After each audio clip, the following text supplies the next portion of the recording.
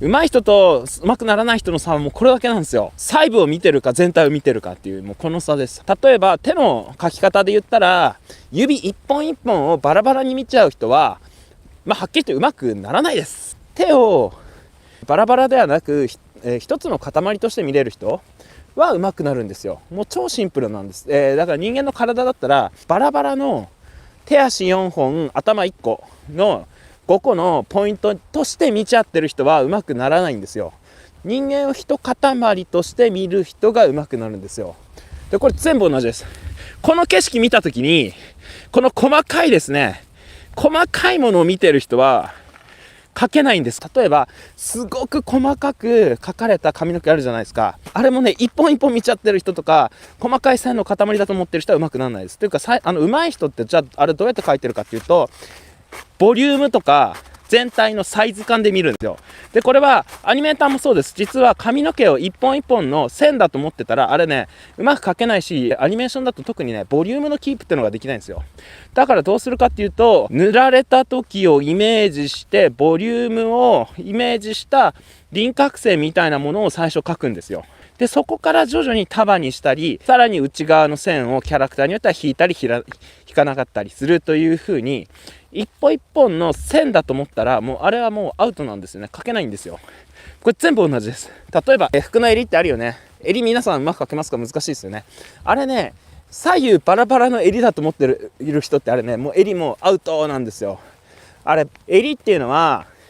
左右一つの塊として見ます。だってあれバラバラで分かれてるじゃないですかってね。そうじゃないです。首の裏を通って襟ってつながってます。例えば皆さんよくやっちゃうのが、もうまずそもそも右と左でテンションが変わっちゃう人いますよね。同じ襟に見えない、同じ袖に見えない、同じ人間の左右の体に見えないという人はですね、もう左右でバラバラに見てるんですよ。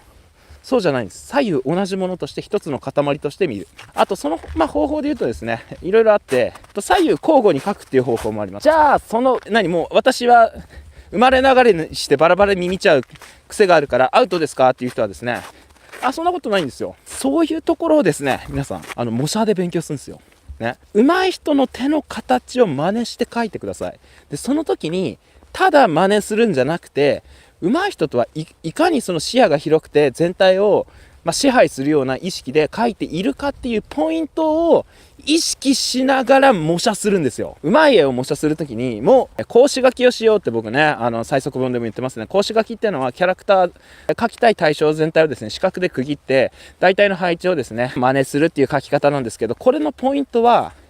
細かい線を再現することではなくて、まず全体のシルエットを再現することなんですよね。全体これ言って台形なのかな、まずもってこれ全体的にどんな形してるみたいな、そういうところから攻めるんですよね。細かい部分を無視した形、ね、は実は後で再現できるんですよ。例えばダッフルコート着てる女子高生とか描けますかいきなりですけど、ダッフルコート着てる女子高生はですね、下広がりの細長い台形なんです。もう超シンプルです。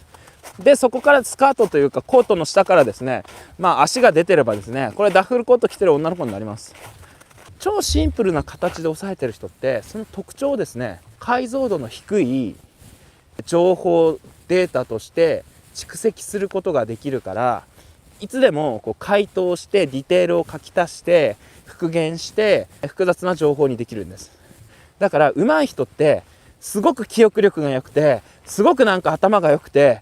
僕とは違う脳みそしてるんだ、あいつらは絵描き脳だから俺と違えんだって、確かに違うかもしれない。それはどこがどう違うかっていうと、すごい記憶力がいいわけじゃないんです。全体をすごく抽象的にざっくりと、しかもある程度の比率っていう感じで抑えてみてるんですよね。そこが違います。